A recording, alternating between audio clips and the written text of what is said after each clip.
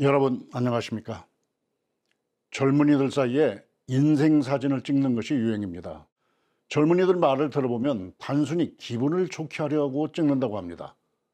다른 애들이 찍으니까 나도 찍는다는 것입니다. 인생이란 거창한 낱말을 쓰면서 그 순간을 즐기는 용도로 쓴다니 대단히 허탈하지 않습니까? 젊은이들뿐만 아니라 많은 사람이 그때그때의 삶을 즐기며 살자는 풍조가 퍼지고 있습니다. 토막글, 토막 영상, 새칭, 숏폼이 보편화되면서 그런 풍조가 더 빨라진다고 봅니다. 그러한 세태를 보면서 인생 지도가 필요하다고 생각하게 됩니다. 인생 전체를 생각하고 계획하는 설계도가 필요하다는 말입니다. 나아가서 영생의 계획도 세우자는 것입니다.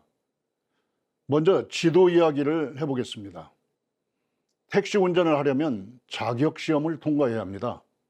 그 과목 가운데 지리 시험이 있습니다. 길을 잘 알아야 한다는 것입니다. 택시 운전뿐만 아니라 개인이 자기 차를 운전하거나 길을 간다고 하더라도 지리를 잘 알아야 합니다. 운전할 때 길을 잘 알아야 하는 것처럼 인생살이도 길을 잘 알아야 합니다.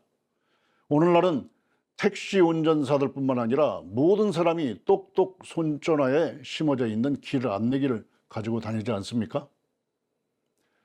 서기전 7세기에 만들어진 지도가 지금까지 발견된 지도 가운데서는 가장 오래된 것입니다. 우리나라도 삼국시대부터 지도를 만들어 사용했습니다. 가장 많이 알려진 지도는 김정호 선생이 1861년에 만든 대동여 지도입니다. 군사작전에 지도는 필수적입니다. 장사할 때도 마찬가지입니다. 장사나 군사작전만이 아니라 인생길에도 지도가 필요합니다. 우주 자연과 모든 존재가 쉬지 않고 변화하기 때문입니다. 이 세상은 그 자체로 역동적인 세계입니다. 쉬지 않고 움직이는 세계, 움직이는 존재이기 때문에 그 움직임의 길을 알아야 바른 삶을 살아갈 수가 있는 것입니다. 지도는 길과 강, 산과 마을의 연결을 표시합니다. 이때 좌표를 정확하게 정해야 합니다. 전체의 흐름을 알아야 그 좌표를 정할 수 있습니다. 인생 지도도 그렇습니다. 영기질이 통화로 하나 되는 음양상승과 인과보응의 이치로 가는 것을 알아야 인생 지도의 좌표를 만들 수가 있습니다. 지도가 없기 때문에 위험했던 사례를 들어보겠습니다. 지난 6월 12일 전라북도 부안에서 진도 4.8의 지진이 발생했습니다. 지진 안전지대라고 하는 전라북도에서 지진이 일어났다고 해서 놀라워했습니다. 문제는 지진의 원인을 확실하게 모르는 것이었습니다. 전라북도는 안전지대라고 해서 지진이 일어날 수 있는 단층대에 대하여 탐지하거나 연구가 부족했었다는 것입니다. 지진 위험도를 알 수 있는 지도 자체가 없다는 것입니다. 2016년에 발생한 경주 지진에 대해서도 그 원인을 알아내는데 5년이 걸렸다고 하니 장래의 일이 불안하지 않습니까? 정전에서도 낙을 버리고 고로 들어가는 원인 가운데 하나로 고락의 근원을 알지 못하는 것이라고 하였습니다. 원인을 찾는 것이 인생 지도를 만드는 것입니다. 자연현상 가운데 원인 없는 현상이 어디에 있겠습니까? 인생사도 그렇습니다. 원인을 모르니까 미래가 불안한 것입니다. 모르니까 대책을 마련하지 못하는 것입니다. 그 불안을 치료하기 위해서도 인생 지도가 필요합니다. 인생 지도를 그리려고 한다면 영통을 해야 됩니다. 이 문제에 대해서 이제부터는 말씀을 나눠보겠습니다. 진리가 없다. 영식과 영혼이 없다고 생각하는 것이 가장 어리석은 것입니다. 우주를 관통하는 진리가 없다고 생각하는 사람이 어리석은 사람입니다. 그리고 영혼과 영식을 없다고 생각하는 어리석은 사람들이 많습니다. 기의 존재를 없다고 보는 사람도 있습니다. 이러한 어리석은 사람들에게 영기질이 연결된 것을 알려주는 방식으로 이야기를 해보겠습니다. 사람이란 존재가 어떻게 짜여졌느냐 하는 관점에 따라서 개인의 생각과 행동이 달라질 뿐만 아니라 사람들의 풍속과 의례가 달라집니다. 사회적 관습도 달라지고 나라의 정책도 달라집니다. 한마디로 존재 철학이 개인의 삶과 사회, 국가의 삶을 결정한다는 말입니다. 사람이란 어떤 존재인가를 결정하는 것은 인생 시도를 만드는데 좌표가 되는 것입니다. 이제 사람이란 존재의 짜임새를 알아봅시다. 나의 몸과 마음은 어떻게 연결되는가? 존재 철학의 기본적인 질문 가운데 하나입니다. 이 질문에 대한 대답만으로도 일천 수백 년간의 철학적 논쟁이 진행되고 있습니다. 이 질문에 대하여 정산성사께서는 쉽고 간단하게 답을 주셨습니다. 사람은 영기질로 되었다. 영기질 통화체라는 것입니다. 거느릴 통자, 화할 화자. 통화는 둘이면서 하나이고 하나이면서 둘이라는 말입니다. 영기질이 각각의 독립적인 범주를 가지면서도 어우러져서 하나가 된다는 말입니다. 유물론, 관념론, 창조론 등 지금까지 여러 가지 존재 철학의 관점을 넘어서는 새로운 관점이 영기질 통화체론입니다. 질은 물질로 된 몸입니다. 기는 물질을 움직이게 하는 힘이며 영과 물질적 몸을 이어주는 고리이기도 합니다. 영은 영식입니다. 영혼이라고도 합니다. 영기질 통화체에서 물질을 먼저 한번 알아봅시다. 사람이나 동물의 경우에 물질은 곧 몸입니다. 식물이나 모든 자연물은 그 자체로 물질로 인식됩니다. 물과 강, 돌과 바위, 흙과 산도 단순한 물질이 아니라 그 자체로 영기질의 짜임새를 가지고 있습니다. 사람만 영기질 통화체가 아니라 모든 만물이 영기질 통화체라는 말씀입니다. 오늘날 그 물질의 본성, 물질의 짜임새에 대해서는 자연과학이 모두 밝혀냈다고 하는 사람도 있습니다. 그러나 지금도 자연과학은 물질의 본성에 대해서, 물질의 짜임새에 대해서 끊임없이 탐구하고 새로운 학설을 만들어내고 있습니다. 오늘날 최첨단 학문이라고 할 수 있는 양자역학도 새로운 이론을 지속적으로 생산해내고 있습니다. 현대의학도 그렇습니다. 사람의 평균 수명을 연장시켰다고 할 정도로 발달했다고 생각했습니다. 그렇지만 지난 코로나19 바이러스 위기 때를 생각해 보십시오. 현대의학이 결정적인 역할을 하지 못하지 않았습니까?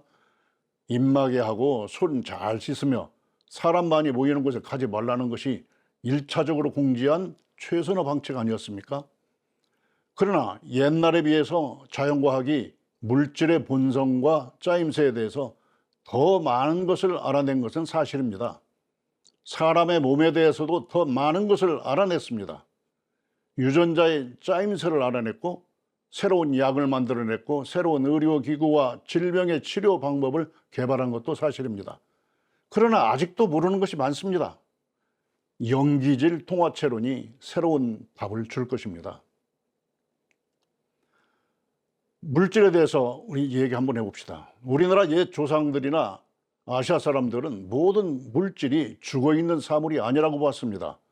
자연물 숭배, 토테미즘, 정령 숭배, 애니미즘은 기본적으로 물질이 죽어있는 것이 아니라는 생각에 기반을 두고 있습니다. 여기에서 샤머니즘이라는 무속신앙도 생겨났습니다. 물질이 죽어있는 사물이 아니라는 사실에서 보면 이것들을 싸잡아서 미신으로 보아 넘길 일만은 아닌 것입니다. 서양 사람들이나 아프리카, 남북 아메리카 사람들도 자연물 숭배, 토테미즘, 애니미즘, 정령 숭배, 샤머니즘, 무속신앙을 하고 있습니다. 전 세계가 다를 바 없다고 할 수 있습니다. 물질은 죽은 사물의 상태가 아니라는 것입니다. 과학적으로도 물질은 죽어있는 사물이 아닙니다. 서양 철학의 시조라고 하는 타레스는 전기를 발견한 사람으로 알려졌습니다. 보석인 호박을 헝겊으로 문지르면 정전기가 발생한다는 사실을 알아낸 것입니다. 영어로 전기를 일렉트릭시티라고 합니다. 이 말은 그리스 말로 엘렉트론이라는 호박이라고 하는 말에서 유래된 것은 모두 다 아실 것입니다. 그렇습니다. 모든 물질은 기본적으로 전기와 자기를 가지고 있습니다. 이것만으로도 물질이 죽어 있는 것이라고 할 수 없습니다. 한마디로 말하면 모든 물질은 일정한 기를 가지고 있습니다. 어느 의미에서 보면 자연의 기, 힘을 찾아내는 것이 과학이라고 할 수 있을 것입니다. 다음에 기를 한번 알아보겠습니다. 물질이 결합되어서 유기체로 됩니다. 일반적으로 생명체로 된다는 것입니다. 모든 사물, 모든 존재가 죽어있는 것은 없다고 생각할 경우의 경우를 생체, 살아있는 것이라고 표현해서 구별할 수가 있을 것입니다. 식물이나 동물을 유기체로 봅니다. 사람의 몸을 중심으로 살펴보겠습니다. 물질, 즉 몸 중심으로 보는 해부학적 짜임새가 있습니다. 물과 지방, 단백질, 귀, 입과 혀, 소화기계와 순환기계의 여러 몸의 기관들이 유기적으로 연결되어서 몸을 이룹니다. 그런데 이것들이 유기적으로 되게 하는 힘이 있습니다. 이것이 기입니다. 해부학적으로는 드러나지 않는 기가 있습니다. 기에 맥과 혈이 있습니다. 이것을 잘 밝혀주고 있는 것이 한의학입니다. 기가 흐르는 맥이 있고 기가 뭉쳐지는 지점인 혈이 있는 것입니다. 맥을 진단해서 질병 여부를 판단하고 혈자리에 침을 놓아서 질병을 치료합니다. 기운의 흐름을 진단해서 약을 처방합니다. 우리나라의 고전 건축도 기의 과학을 응용했습니다. 경주의 석굴암과 첨성대, 합천 해인사의 장경각 건물이 그것입니다. 그로부터 추론해서 우리나라의 모든 토목공사와 한옥건축의 기본은 기의 맥과 혈을 적용하는 것입니다. 현대 물리학에서도 우주가 단순한 무기물이 아니라는 것을 말하고 있습니다. 이렇게 말합니다. 우주는 4가지 힘이 지탱하고 있다는 것입니다. 중력과 전자기력, 그리고 원자핵 단위에서 작동하는 강한 핵력과 약한 핵력, 이것들이 우주를 지탱한다는 것입니다. 이와 함께 우주에 살아있는 이것도 바로 기라고 할 수 있을 것입니다. 이제 영의 존재를 알아보겠습니다. 지금까지 말한 것은 인류가 물질과 기의 결합에 대해서 알고 있었다는 것을 증명하는 것입니다.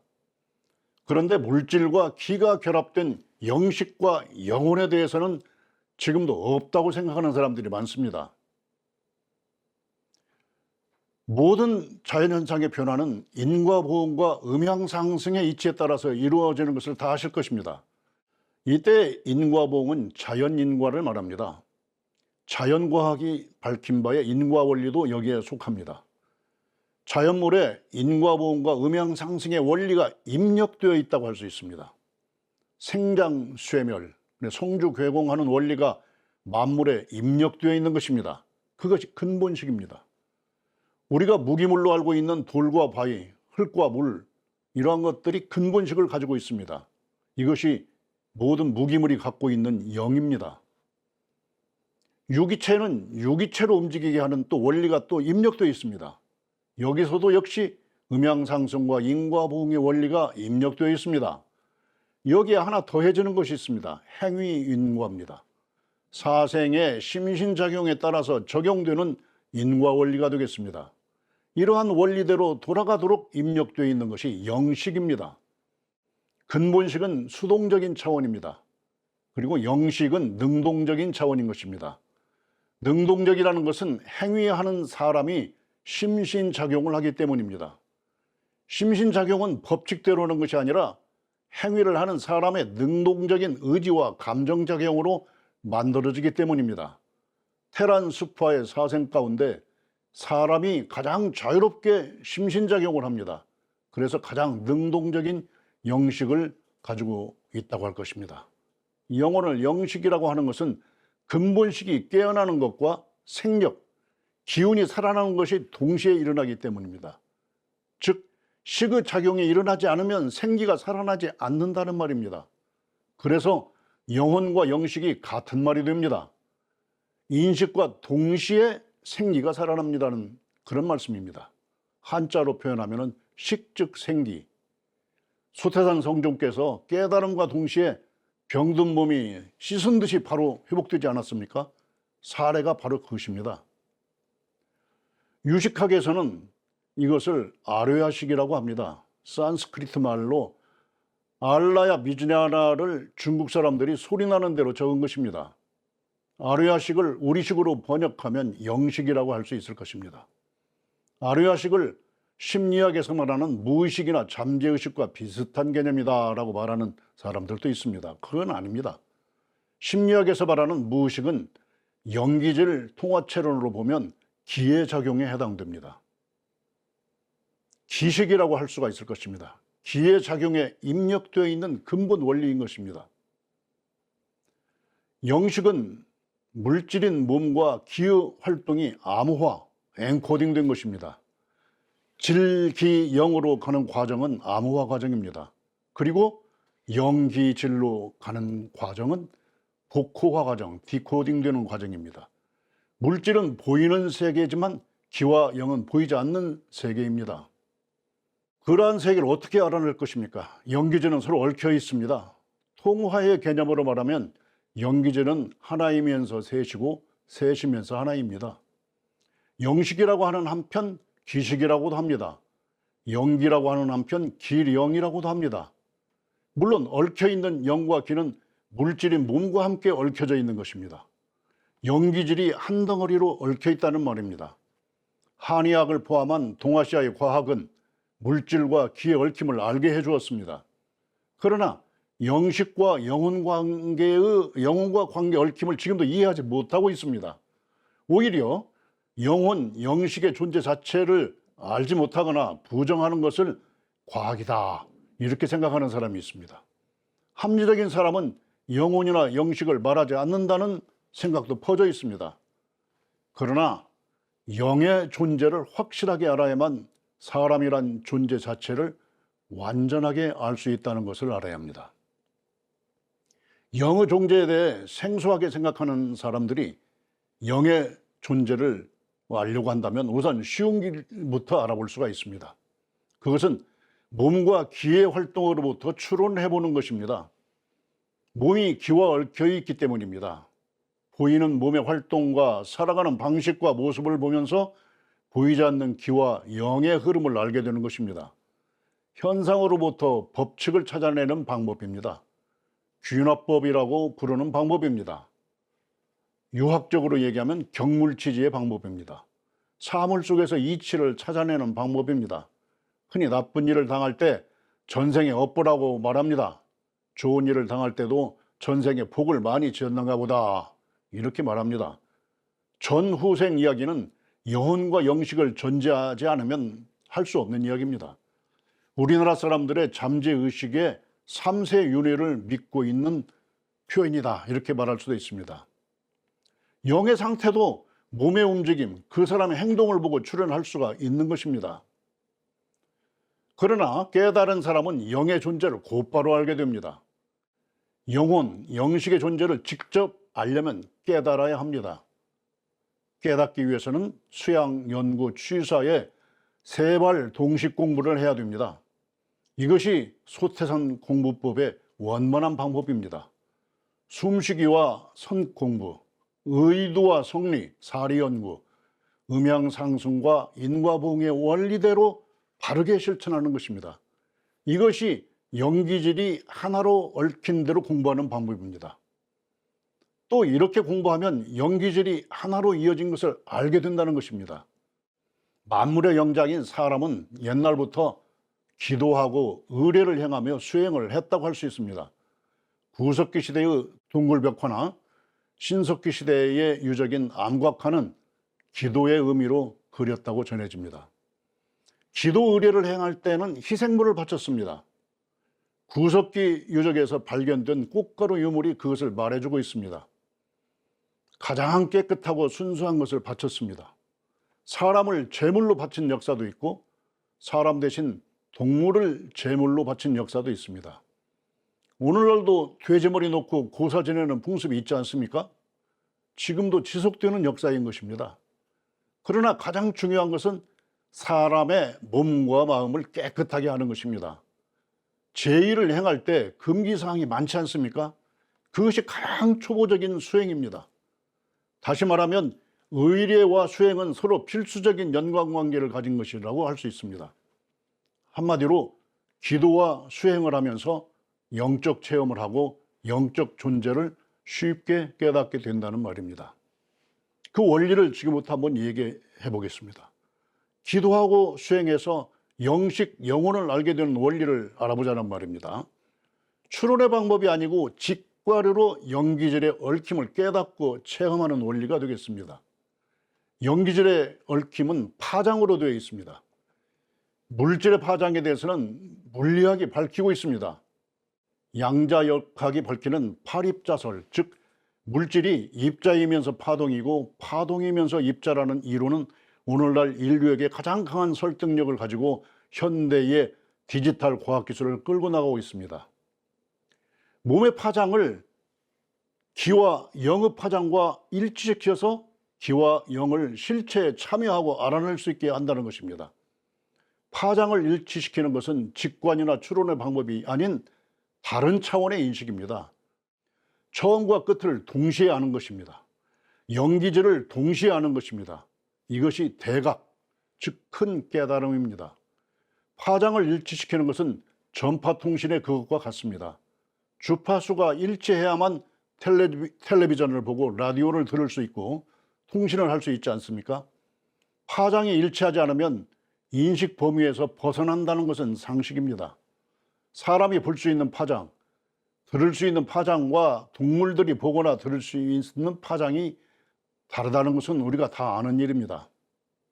영기질의 파장을 일치시키는 방법을 먼저 알아보겠습니다. 첫 번째 방법입니다. 먼저 몸의 파장을 조절해야 됩니다. 몸의 파장을 조절하는 1차적인 일은 숨을 고르는 것입니다. 숨을 고른다는 것은 들숨과 날숨을 고르는 것입니다. 단전으로 숨 쉬는 것이 들숨과 날숨을 조절하는 방법입니다. 파장을 일치시키는 두 번째 방법이 있습니다. 육군 고르기입니다. 숨을 고르는 것과 함께 안이비설신의 육군을 고르는 것이 파장을 일치시키는 방법이 됩니다. 숨 고르기 하면서 눈으로 보고 귀로 듣는 대상의 파장과 일치시키며 내가 보는 것의 대상을 나의 파장으로만 보지 않고 대상의 파장에 접근하기 위해서 노력을 해야 된다는 것입니다. 한마디로 몸의 가시권, 가청권을 넘어선 것을 보고 들으려 한다는 것입니다. 마찬가지로 냄새 맡고 맛보며 느끼는 것도 그렇습니다.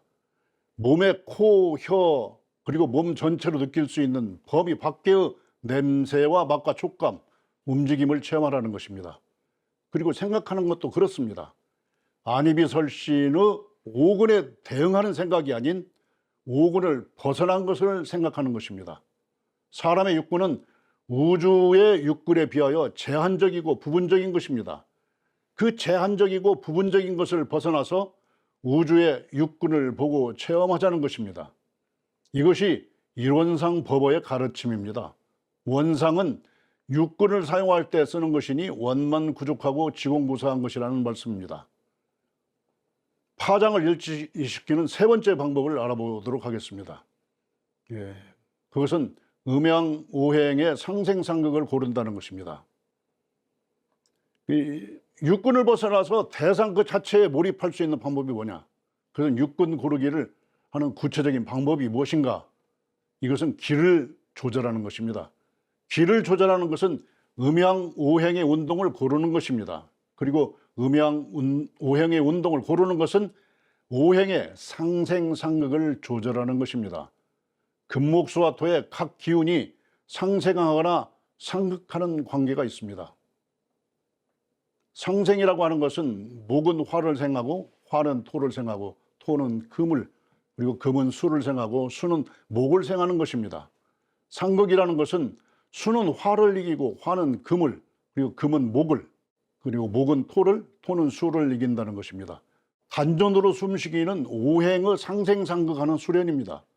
나의 파장과 우주의 파장을 일치시키기 위해서 단전으로 숨을 쉰다고 하였습니다. 1차적으로 들숨과 날숨을 고르면서 나의 몸에서 일어나는 파장을 조절하는 것입니다. 그리고 단전으로 숨을 쉬는 것입니다. 단전으로 숨을 쉬는 요점은 수승화강 아닙니까? 내 몸에 물기운을 올리고 불기운을 아래로 내리는 것입니다. 위로 올라가서 내 머리를 아프게 하고 몸을 괴롭게 하는 것이 화기입니다. 여기서 오행의 상극의 원리를 이용하는 것입니다. 물기운, 즉 수기를 올리는 것입니다. 그렇게 되면 위로 올라갔던 화기가 아래로 내려오면서 이제 다른 상생작용이 일어납니다. 토기를 살리는 것입니다. 흙기운은 음양을 조화시키는 기운입니다. 가운데 위치해서 위로 올라오는 기운, 아래로 내려가는 기운과 옆으로 퍼지는 기운, 목기와 조이고 누르는 금기를 조화를 이루도록 조절하는 것입니다. 색깔로는 황색이 그것을 상징합니다. 단전으로 숨 고르기를 할 때 음양오행의 상생상극 과정이 동시에 이루어지는 것을 알았습니다. 이것을 음양상승이라고 합니다.